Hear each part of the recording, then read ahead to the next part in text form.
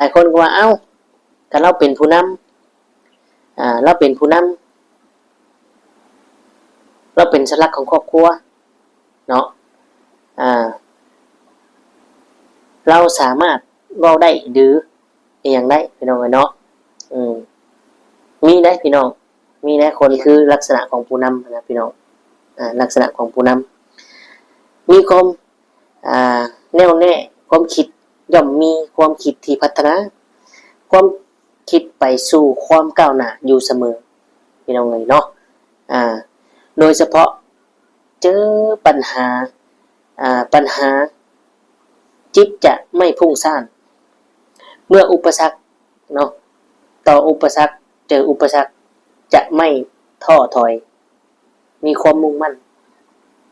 เป็นทุนอันนี้คือลักษณะผู้นำพี่น้องเนาะแต่ว่าแม่นางเอกเนี่ยบ่มีอยู่ในลักษณะนี้เลย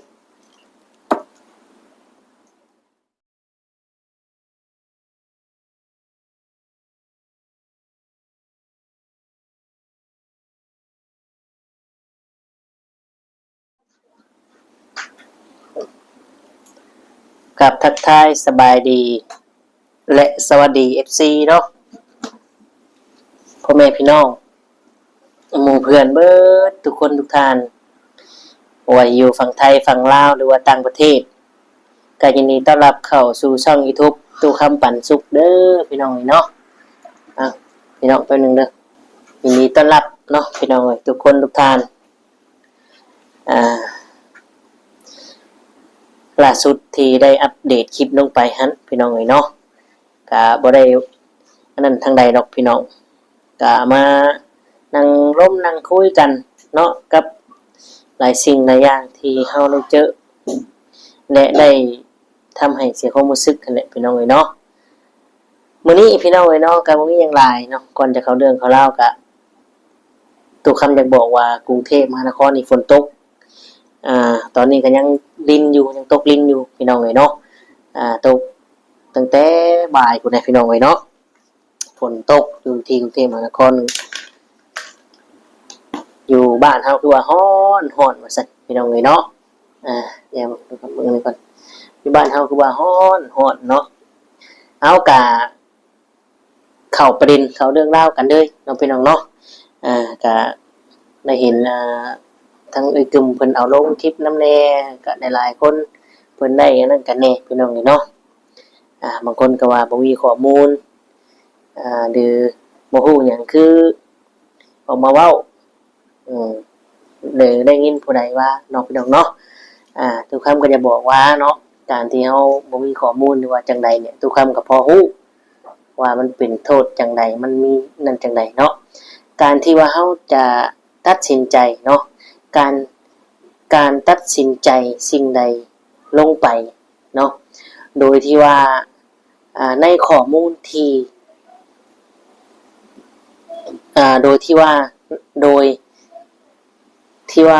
เฮาเนี่ยบ่ฮู้ความจริงในข้อมูลที่ถูกต้องเนาะหรือได้ฟังแต่ฝ่ายเดียวหรือเราคิดเพียงในมุมที่เราไม่เห็นอีกมุมนึงเนาะทุกคนเลยการตัดสินใจเช่นนี้อาจนำมาซึ่งความเสียหายเนาะพึงระวังข้อมูลที่ไม่ตรงต่อความเป็นจริงหรือความบิดเบือนนั่นเองเนาะพี่น้องเอ้ยเฮากับพ่อฮู้เนาะแต่ว่ามันบ่มีมูลความเป็นจริงเฮาสิมาเว้าได้จังได๋แม่นบ่ทุกคนเนาะเฮาสิมานั่งคุยนั่งว่าจังได๋เนาะและก็มีบางคนเนาะหรือว่าผู้ที่ว่าให้ทุกคำเนี่ยทุกคำก็อยากบอกว่าเนาะ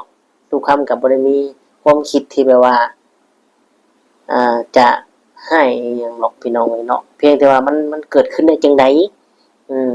มันเกิดขึ้นได้จังได๋คือเป็นแนวนี้นะพี่น้องเนาะกับเรื่องราวที่เกิดขึ้น แต่ว่าบัดนี้เพิ่นนี่ก็ว่าตุคำเนี่ยเอาเรื่องราวของผู้ใหญ่เนาะทางอยู่อเมริกาอยู่ไสก็แล้วแต่น่ะคือผู้ใหญ่ผู้นี้ก็ฮู้จักตุคำก็ฮู้จักเนาะซึ่งคลิปนั่นน่ะเพิ่นก็ว่าตุคำเนี่ย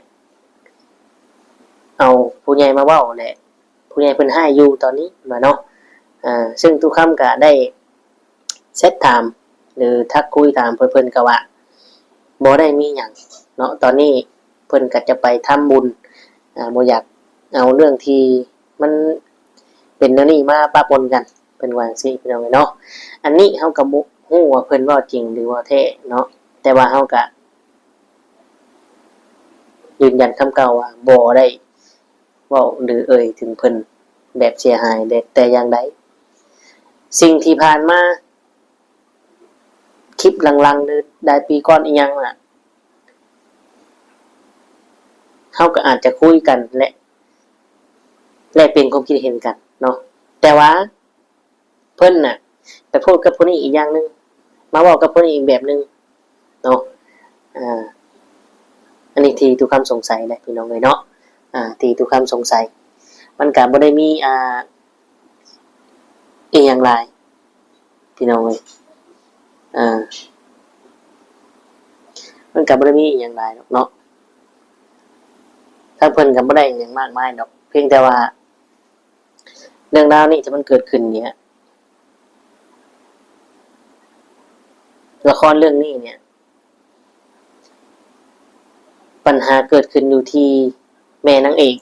เนาะ นั่นแหละพี่น้องเอ้ยเนาะหลายคนก็ว่าเอ้าถ้าเราเป็นผู้นำเราเป็นผู้นำเราเป็นเสาหลักของครอบครัวเนาะเราสามารถเว้าได้หรืออีหยังได้พี่น้องเอ้ยเนาะมีได้พี่น้องมีได้คนมาเว้าถึงกับทุกคำว่าแม่นางเอกเนี่ยเป็นผู้นำทุกคำอย่าบอกได้ว่าเนาะลักษณะผู้ที่จะเป็นผู้นำเนาะลักษณะผู้นำมีอยู่ในสังคมเนี่ยแบบนี้พี่น้องเอ้ยเนาะลักษณะผู้นำมีอยู่ในสังคมย่อมพัฒนาตนโดยต้องให้ใครมาสั่งเนาะโดยมิให้ใครมาสั่งให้ใครมาสั่งเนี่ยหรือบังคับเนาะอันนี้คือลักษณะของผู้นำนะพี่น้องลักษณะของผู้นำมีความแน่วแน่ความคิดย่อมมีความคิดที่พัฒนาความคิดไปสู่ความก้าวหน้าอยู่เสมอพี่น้องเนาะโดยเฉพาะเจอปัญหาจิตจะไม่พุ่งซ่านเมื่ออุปสรรคเนาะต่ออุปสรรคเจออุปสรรคจะไม่ท้อถอยมีความมุ่งมั่นเป็นทุนอันนี้คือลักษณะผู้นำพี่น้องเนาะแต่ว่าแม่นางเอกเนี่ยบ่มีอยู่ในลักษณะนี้เลย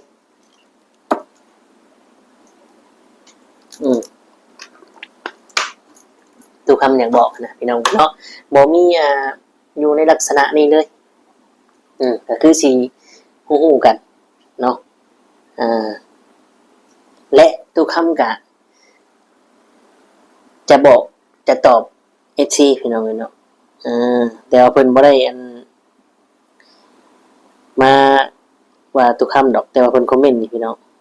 เพิ่นว่าอย่ามาสร้างกระแสกันอีกนะตู้สิทธิ์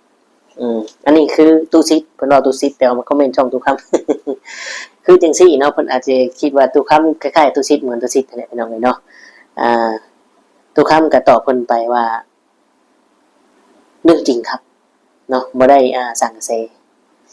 และที่ตู้ซิดอัปเดตลงหันคลิปล่าสุดหรือว่าตู้คำอัปเดตลงอีกก็เป็นเรื่องจริงเนาะและนางเอกกับพระเอกนี่ก็มาสีเขาเนาะก็ได้เล่าว่าเรื่องเล่าหรือว่าเล่าเรื่องเล่าที่ เกิดขึ้นอยู่ในครอบครัวหันสู่ตุสิตฟังเนาะพี่น้องเลยว่าแม่นางเอกเนี่ยไล่พระเอกหนี้ถ้าว่าพระเอกกลับบ้านเกิดก็ให้เอาเงินมาเสียให้เนาะพี่น้องเลยอันนี้คือนางเอกบอกเองเลยพี่น้องเลยเนาะนี่และคอมเมนต์อีกนี่พี่น้องเลยเนาะคอมเมนต์นี่ก็2 นาทีที่ผ่านมาเนาะพี่น้องเนาะบ่าวคำเอ้ยบ่มีเอ้ยดอกตุกบ่มีเอ้ยเนาะอันนี้บ่าวคำบ่าวซิด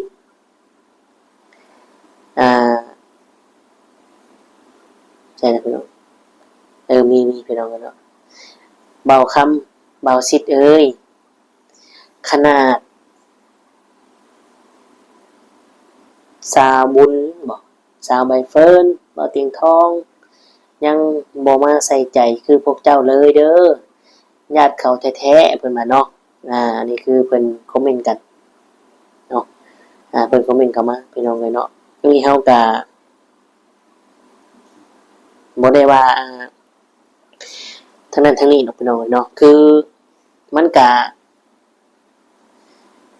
เป็นจังได๋ดีเป็นพี่น้องจริงอยู่เนาะเพิ่นก็ซอยอยู่ได้พี่น้องเว้ยเพิ่นบ่ซอยได้เนาะเพิ่นก็ซอยเพิ่นก็ซอยอยู่เนาะเพราะว่าตอนแรกๆน่ะเนี่ยเพิ่นก็เห็นทั้งสกึมหรือว่าทั้งทุกคำเนี่ยหรือใน YouTube หลายคนเนี่ยเขามาถ่ายอัปเดตแล้วเนาะพี่น้องเอ้ยเพิ่นก็ไปหาซอยทั้งอื่นเนาะแต่ว่าเบื้องหลังเบื้องลึกนิดๆหน่อยๆเพิ่นก็ซอยอยู่พี่น้องเอ้ยเนาะเพราะว่า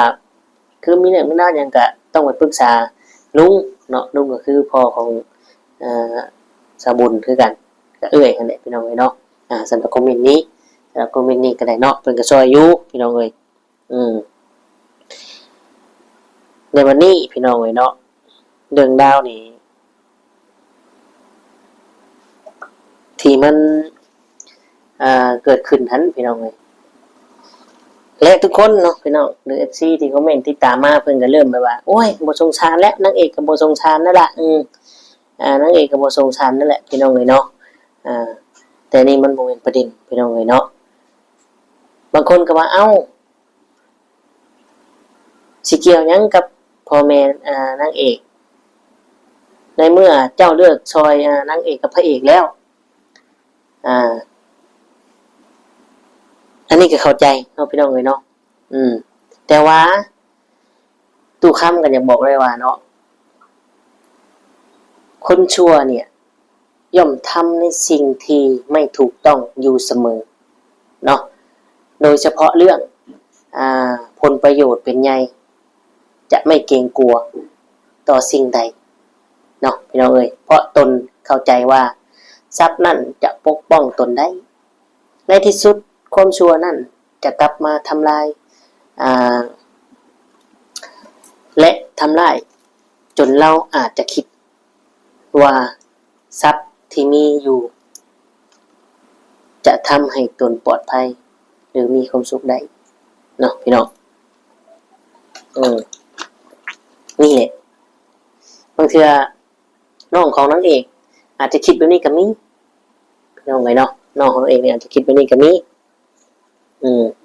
แต่ว่าเพิ่น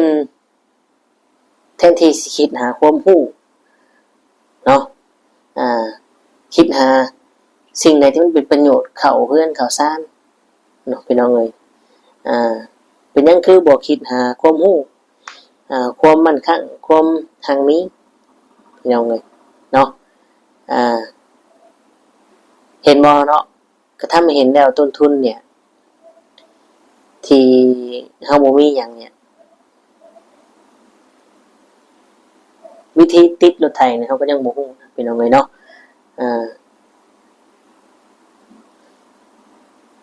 เขาต้องคบคนที่มีประสบการณ์คบคนดีเนาะพี่น้องเอ้ยหาความรู้เข้าตัวเขาเองพี่น้องเอ้ยเนาะบางเทื่อเขาแนะนำเนาะเพิ่นแนะนำว่าจังซั่นจังซี่เด้อเนาะเนี่ยมันสิมีประโยชน์ผลประโยชน์นะแนะนำเนาะเหมือนกับว่าเฮา อ่านหนังสือเนาะพี่น้องอ่านหนังสือเพื่อหยังเนาะเพื่อให้เกิดความรู้อ่านหนังสือเพื่อให้เกิดความรู้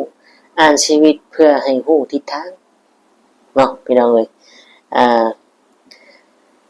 การดำเนินการจิตอ่านใจของตน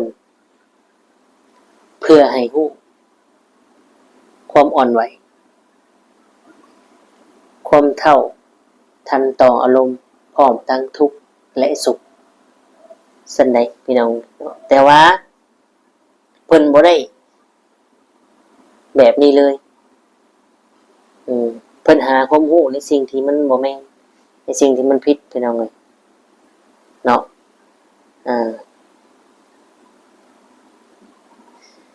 ซึ่งคำเว้าคำจาเนาะซึ่งคำเว้าคำจาของแม่นางเอกหรือว่าทางครอบครัวเพิ่นนั้น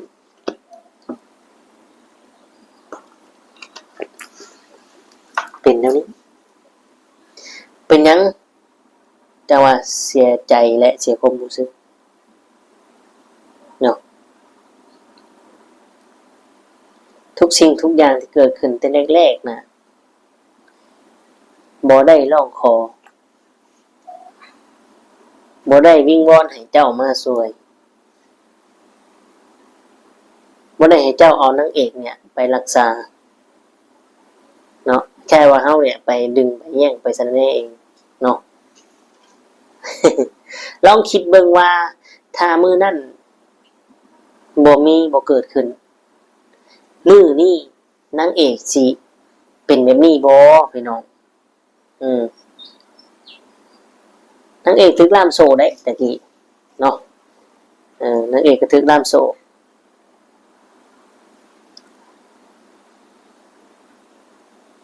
ซอยจนหลุดพ้นจากจุดนั้น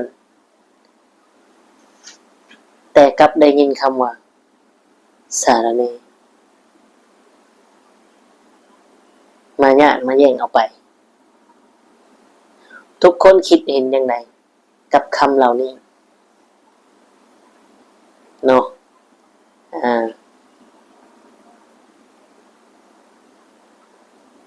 คิดเบิ่งว่าผู้ที่เขาช่วยเหลือผู้ที่เขาเอ็นดูสงสารเนี่ยได้ยินเนี่ยเขาจะรู้สึกจังไดเนาะกับคนที่ซอยเฮาเนี่ยได้ยินเขาบอกแบบนี้แล้วนะเพิ่นสิรู้สึกจังไดทุกคนคิดว่าจังไดเนาะ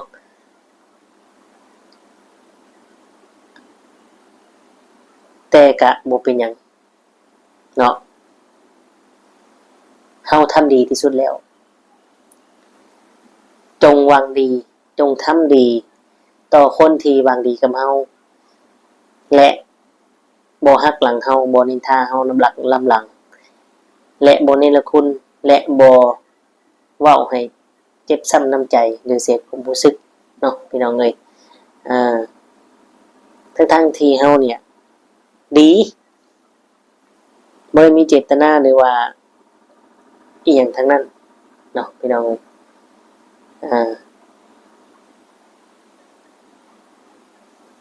บางเรื่องบางเล่าก็เพิ่นคิดไปเองก็มีเนาะพี่น้อง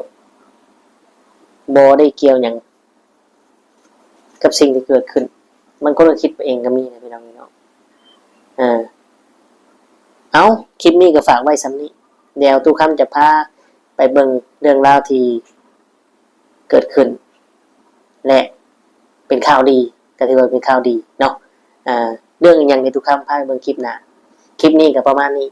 เนาะขอขอบคุณFC หลายๆที่เขามาเบิ่งมาชมกดไลค์กดแชร์กดติดตามและกด Subscribe ให้เนาะขอบคุณหลายๆเด้อพี่น้องเอ้ยสำหรับคลิปนี้ทุกคำก็คือสิได้กล่าวคำว่าสบายดีและสวัสดีครับ